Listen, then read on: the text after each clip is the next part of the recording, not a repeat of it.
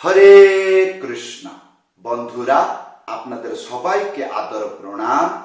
আমার নাম হরিদাস, ইস্কন মায়াপুরে থাকি। আপনাদের সবাইকে স্বাগত জানাচ্ছি আজকের শ্রীখোল পাঠে। তাহলে বন্ধু, আজকে আমরা শ্রীখোল পাঠে কি শিখব? একটা ভক্ত বারবার বহুবার রিকোয়েস্ট করছে কি, কাহার বা ভজনী ঠেকা, ভজনে কোথায় বাজবে?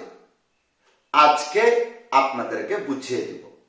ভিডিওটি শেষ পর্যন্ত ভালো করে দেখুন, ভুলে যাবেন না। কৃপা করে চ্যানেলটি সাবস্ক্রাইব করে দেবেন।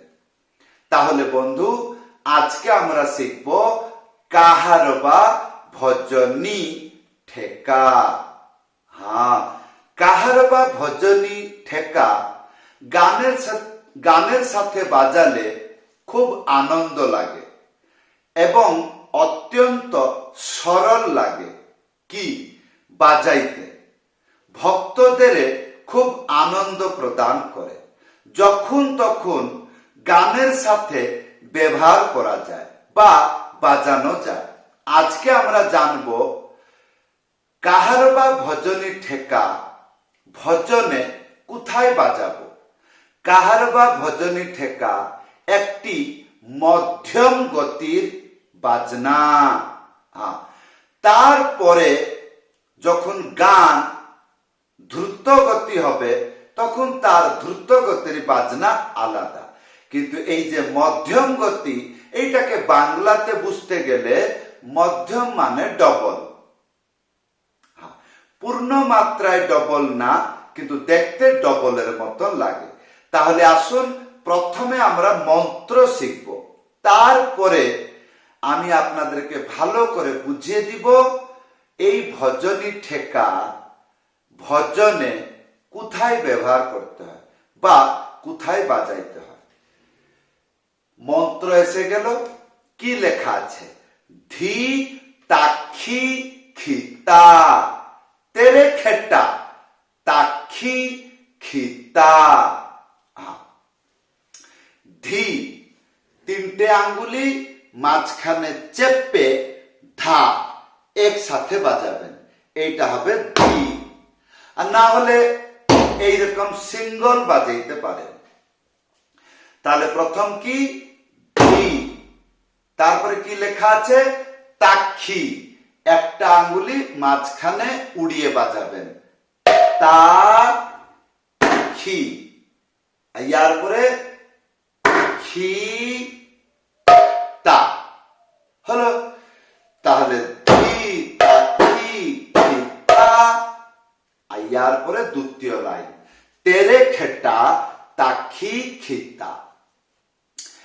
প্রথমে তিনটে আঙ্গুলি, তারপরে একটা আঙ্গুলি মাঝখানে চেপে বাজাবেন, তে রে খে টা হলো। তেরে খেটা। তারপরে তাক্ষী খিতা, তা খি খি তা হলো। এইবার সম্পূর্ণ মন্ত্র বাজিয়ে দেখাচ্ছে। এইভাবে বাড়িতে বসে শিখুন। চুটকি বাজিয়ে তাড়াতাড়ি শিখে যাবেন। কেমন? ধি তাক্ষী খিতা, তেরে খেটা তাক্ষী খিতা, ধি তাক্ষী খিতা, তেরে খেটা তাক্ষী খিতা। এইরকম 10-15 বার বাজিয়ে দেবেন। তারপরে এই মন্ত্রটি গানের সাথে বাজালে শুনতে কেমন লাগে সেইভাবে বলা শিখবেন। তাহলে কি হবে? যদি সেইভাবে বলতে পারছেন তাহলে নিশ্চয় চেষ্টা করবেন সেই রকম বাজনার জন্য। তাহলে কি হবে? গানেতে বাজাবেন। তাহলে আসুন আমরা এখন বলা শিখব। ধি তাখি খিতা তেরেকেটে তাখি খিতা ধি তাখি খিতা তেরেকেটে তাখি খিতা ধি তাখি খিতা তেরেকেটে তাখি খিতা। তাহলে ধি তাখি খিতা তেরেকেটে তাখি খিতা ধি তাখি খিতা তেরেকেটে তাখি খিতা। এই ইয়ার ডবল গতি বাজানো যায়। ধি তাখি খিতা তেরেকেটে তাখি খিতা ধি তাখি খিতা তেরেকেটে তাখি খিতা ধি তাখি খিতা তেরেকেটে তাখি খিতা। আর একটু জোরে বাজানো যায় গতিতে, কিরকম? ধি তাখি খিতা তেরেকেটে তাখি খিতা ধি তাখি খিতা তেরেকেটে তাখি খিতা ধি তাখি খিতা তেরেকেটে তাখি খিতা। এইটুকু গতিতে লাস্ট, ইয়ার উপরে আর বাজনা যাবে না। বাজানো যাবে কিন্তু গানের সাথে ভালো লাগবে না। তাহলে বন্ধু যেরকম এটা বাজিয়ে দেখাইলাম, তো ইয়ার সাথে একটি পিকআপ বাজাবেন। পিকআপ কি?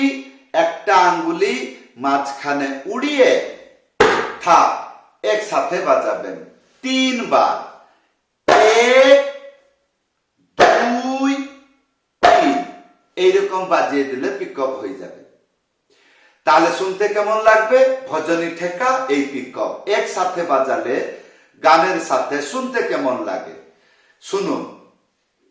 ধি তাখি খিতা তেরেকেটে তাখি খিতা ধি তাখি খিতা তেরেকেটে তাখি খিতা ধি তাখি খিতা তেরেকেটে তাখি খিতা তা তা তা ধি তাখি খিতা তেরেকেটে তাখি খিতা ধি তাখি খিতা তেরেকেটে তাখি খিতা তা তা তা ধি তাখি খিতা।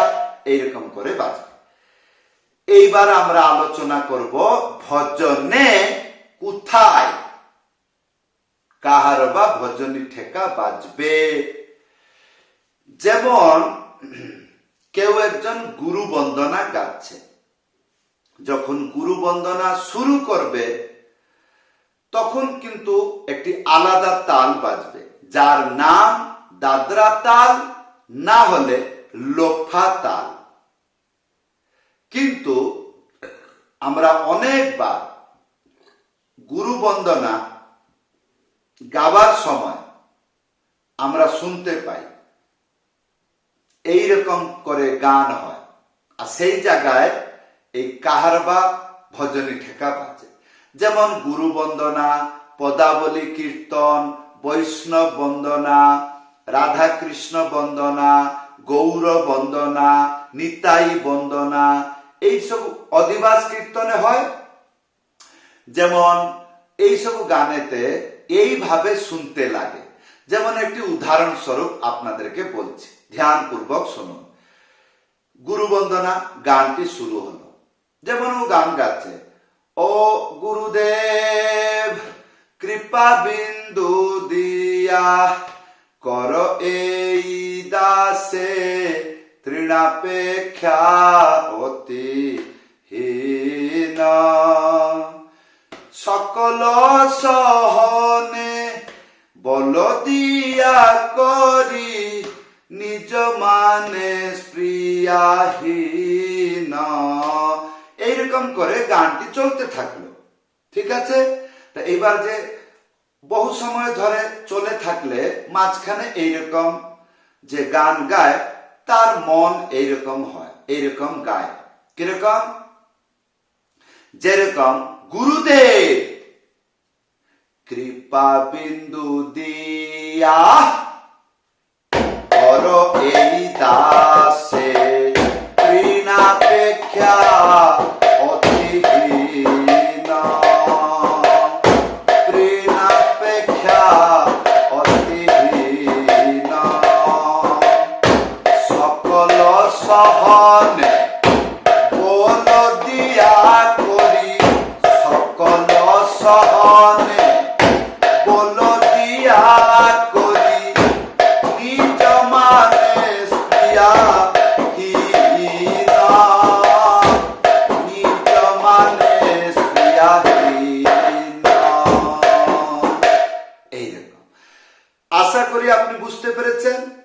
তো এইরকম পদ পদাবলী কীর্তনে, বৈষ্ণব বন্দনায়, গুরু বন্দনায় এইসব টাইপতে গান গাইতে হয়।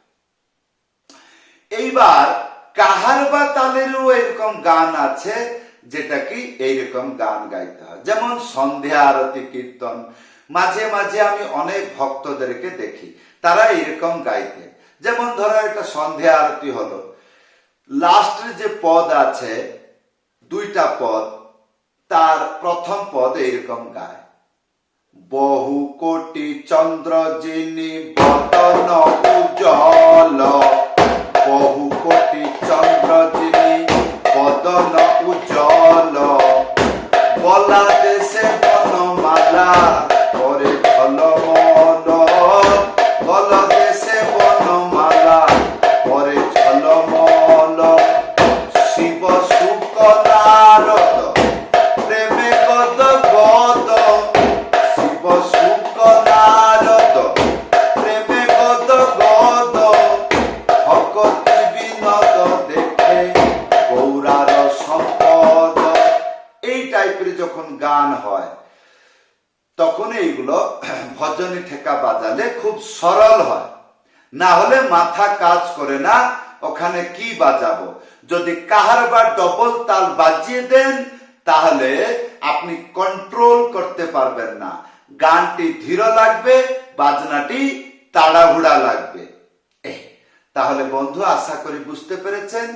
তাহলে যদি কোনো সন্দেহ হয়, কোনো প্রশ্ন থাকে, ভিডিওতে কমেন্ট করে জানাবেন। ভুলে যাবেন না কৃপা করে কি ভিডিওটি লাইক করে দেবেন, চ্যানেলটি সাবস্ক্রাইব করে দেবেন। যদি আপনি আমার কাছে মৃদঙ্গ পাঠ শিখতে চাইছেন, হোয়াটসঅ্যাপ নম্বর দেওয়া আছে, লিখে বা কল করে জানাইতে পারেন। সবাইকে ধন্যবাদ, সবাইকে প্রণাম। হরে কৃষ্ণ।